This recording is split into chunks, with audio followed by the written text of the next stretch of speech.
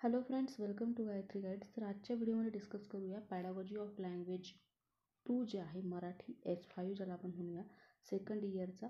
काही विद्यार्थ्यांनी S5 जो आहे तो हिंदी चूज केलेला असतो, तर काही कॉलेजसाठी मराठी असतो. ठीक आहे, तर इथे जे कॉलेज आहे त्यांचे क्वेश्चन पेपर जे आहे तिथे मराठी दिलेला आहे पॅडागॉजी ऑफ लँग्वेज 2 जो आहे तो. ठीक आहे, तर काय आहे बघूया. सगळ्यात पहिला क्वेश्चन दिलेला आहे परस्पर सहसंबंध स्पष्ट करायचा. ठीक आहे, मग पारंपरिक अध्यापन पद्धती जी आहे ती कशी आहे, टीचर सेंटर आहे किंवा शिक्षक केंद्रित आहे. तर आधुनिक अध्यापन पद्धती जी आहे ती काय असणार आहे, विद्यार्थी सेंटर किंवा विद्यार्थी केंद्रित असणार आहे, किंवा आपण चाइल्ड सेंटर म्हणू शकतो. ठीक आहे. सेकंड आहे घटक नियोजनमध्ये घटकाचा विचार केलेला असतो, तर पाठ नियोजनमध्ये काय केलेलं असतं, पाठाचा विचार केलेला असतो. सिंपल आहे, एकदम इझी आहे. नंतर चुकी बरोबर लिहायचं आहे. वर्गातील फळ्यावर सुविचार लिहावेत.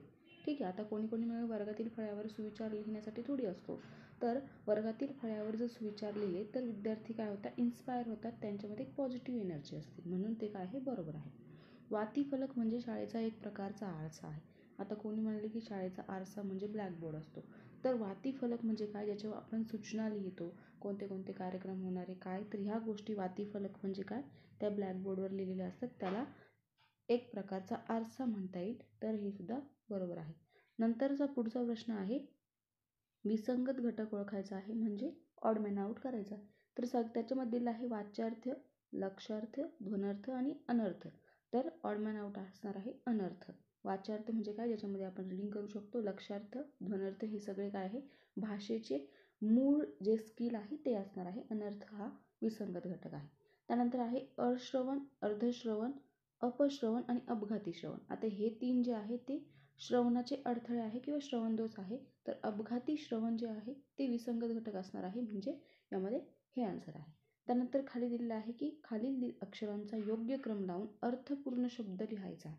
बरोबर, मग अर्थपूर्ण शब्द यावरून आपल्याला लगेच कळतं की याचं जे असणार आहे ते मूल्यमापन असणार आहे अर्थपूर्ण शब्द. एकदम सोपी साधी क्वेश्चन पेपर होती. आणि याचं असणार आहे रचनावाद किंवा ज्ञान रचनावाद जे आहे ते याचं असणार आहे. तर अशा प्रकारे हा 8 मार्क्सचा क्वेश्चन होता. 8पैकी 8 मार्क्स ते तुम्हाला मिळालेच पाहिजे, एवढे सिंपल आणि साधी क्वेश्चन पेपर असते.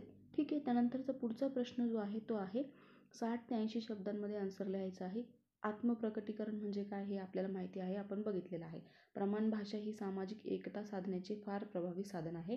का आहे, तर ते रिझन द्यायचं आहे. प्रमाण भाषा म्हणजे काय, तर आपली जी काही बोलीभाषा असते, ज्या एखाद्या राज्यामध्ये किंवा एखाद्या ठिकाणावर एकच अशी परफेक्ट भाषा बोलली जाते, त्याला प्रमाण भाषा बोलली जाते. म्हणजे एखाद्या जागेवर जी भाषा बोलली जाते त्याला प्रमाण भाषा म्हणतात. म्हणजे त्याच्याने काय होतं, एकमेकांसोबत लोक जे आहे ते जास्त प्रमाणात जोडले जातात, तर त्यांच्यामध्ये एकता जी आहे ती जोडली होते. म्हणून एकता साधण्याचे फार प्रभावी साधन आहे प्रमाण भाषा, हे तुम्हाला स्पष्ट करायचे आहे.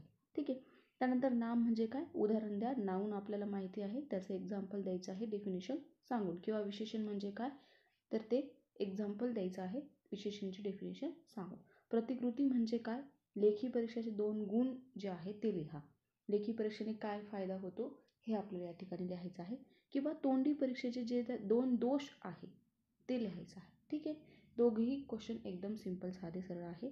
त्यानंतर 120 ते 180 शब्दांमध्ये आन्सर लिहायचं आहे. कथन पद्धतीचे वैशिष्ट्य, कथन पद्धती का अवलंबली जाते, त्याचे वैशिष्ट्य काय आहे, त्यातून विद्यार्थ्यांना काय फायदा होतो ते लिहायचं आहे. उद्गामी पद्धतीचे फायदे लिहायचे आहे. उद्गामी पद्धत कोण यूज करतं, कशासाठी असते, त्यांचा क्रम कसा असतो हे लिहायचं आहे. एकदम सिंपल आहे. डिफरन्स बिटवीन जो आहे आपल्या चॅनलवर अपलोड केलेला आहे. त्यानंतर पाठ्यपुस्तकांचे अंतरंग जे आहे, गुण जे आहे ते स्पष्ट करायचे आहे.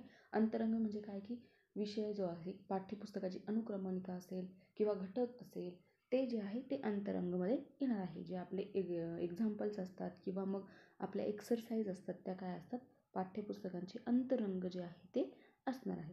त्यानंतर घटक नियोजनचे फायदे लिहायचे आहे. वार्षिक नियोजनचे फायदे आहे, सेपरेट व्हिडिओ याचा मी अपलोड केला आहे. 4 मार्क्ससुद्धा हा प्रश्न मोठा मार्क्समध्ये विचारला असतो, त्यामुळे इम्पॉर्टंट आहे, ते करून ठेवायचे आहे. प्रात्यक्षिक परीक्षेचे दोष जे आहे ते लिहायचे आहे. त्यानंतर 200 ते 250 शब्दांमध्ये जे आहे आन्सर लिहायचं आहे. त्याच्यामध्ये काय आहे, की भाषेवर कौटुंबिक वातावरणाचा प्रभाव महत्त्वपूर्ण आहे, या संदर्भात आपले मत लिहायचं आहे. आता तुम्ही टीचर होणार आहात, म्हणून तुमचं जे काही इंडिव्हिज्युअल मत जे आहे ते या ठिकाणी प्रत्येक पेपरमध्ये विचारलं जातं. तुमचं जे काही इंडिव्हिज्युअल मत आहे ते या ठिकाणी 4 मार्क्ससाठी कमीत कमी 8 ते 12 मार्क्सचा क्वेश्चन जो तो आहे तो तुमचं मत लिहायचं असतं त्यामध्ये. त्यामुळे तुम्ही व्यवस्थित लॉजिक लावून त्याचा आन्सर लिहायचा आहे. काही काही विद्यार्थी म्हणतात की हा क्वेश्चन खूप हार्ड गेला आणि याचा आन्सर पेपर मला बुकमध्ये कुठंच भेटलं नाही, तुम्ही वेगळेच क्वेश्चन दिले. तर हे त्यांनी विचारलेले क्वेश्चन आहे. तुम्ही टीचर होणार आहात म्हणून तुम्ही काय करू शकता एखाद्या गोष्टीवर, तुमची प्रतिक्रिया काय आहे, तुमचं मत काय आहे, हे ते चेक करत असतात. ठीक आहे. त्यानंतर आहे श्रवणदोष. कोणते? श्रवणदोष दूर करण्याचे उपाय लिहा. श्रवणदोष आपण आत्ताच बघितले. अश्रवण, अर्धश्रवण आणि अपश्रवण हे 3 जे आहे ते श्रवणदोष आहे. इथेच तुम्हाला 1 मार्क मिळून जातो एवढं लिहिलं तरी. आणि त्याचे दोष जे आहे ते दूर करण्याचं उपाय काय काय करू शकता तुम्ही ते लिहायचं. त्यानंतर प्रकट वाचन म्हणजे काय? प्रकट वाचन करताना कोणत्या कोणत्या बाबींवर लक्ष द्यायचे. प्रकट वाचन म्हणजे काय की जे मोठ्याने आपण वाचतो त्याला प्रकट वाचन म्हटलं जातं. ठीक आहे. तर त्याच्यावर कोणत्या कोणत्या बाबींवर तुम्ही लक्ष देऊ शकता याचा आन्सर तुम्हाला या ठिकाणी लिहायचा. अभ्यासक्रम रचनाची पद्धती सविस्तरपणे लिहा. अभ्यासक्रम रचनाच्या पद्धती ज्या आहे त्या आपल्याला माहिती आहे. समकेंद्री आहे, रेषीय पद्धत आहे, घटक पद्धत आहे, ऐतिहासिक पद्धत आहे. ठीक आहे. तर त्याचं सविस्तर माहिती तुम्हाला या ठिकाणी लिहायची आहे. फळा हा शिक्षकाचा मित्र आहे हे विधान तुमच्या शब्दात लिहायचं आहे. बघा, तुम्हाला आत्ताच म्हटले की तुमचं मत या ठिकाणी मांडायचं आहे. मग काही काही विद्यार्थी हेच म्हणतात, स्टुडंट जे आहे ते इम्पॉर्टंट क्वेश्चन दिले की विचारतात, मॅडम तुम्ही हा क्वेश्चन तर दिलाच नव्हता आणि हे असे क्वेश्चन पेपरला आले. तर ते तुम्हाला मी ऑलरेडी सांगितलं आहे. तर अशा प्रकारे सिंपल आणि साधी क्वेश्चन पेपर आहे. S5 हा काही कॉलेजसाठी मराठी असतो, काही कॉलेजसाठी ऑप्शनल आहे, हिंदी असतो. त्यामुळे कन्फ्यूज व्हायचं काही कारण नाही आहे. नाही जरी हिंदी नसला किंवा मराठी जरी S5 असला तरी S5 तुम्हाला F4 किंवा मग आपला जो का F5 आहे त्यासाठी सुद्धा हे क्वेश्चन यूज होणार आहे. वेगळं काहीच विचारलेलं नसतं. अशा प्रकारे शॉर्ट अँड स्वीट व्हिडिओ आपण आज बघितला. जर व्हिडिओ आवडला असेल तर लाईक, शेअर, सबस्क्राईब करायचं आहे. भेटूया परत पुढच्या एखाद्या नवीन व्हिडिओसोबत. Bye bye. Take care.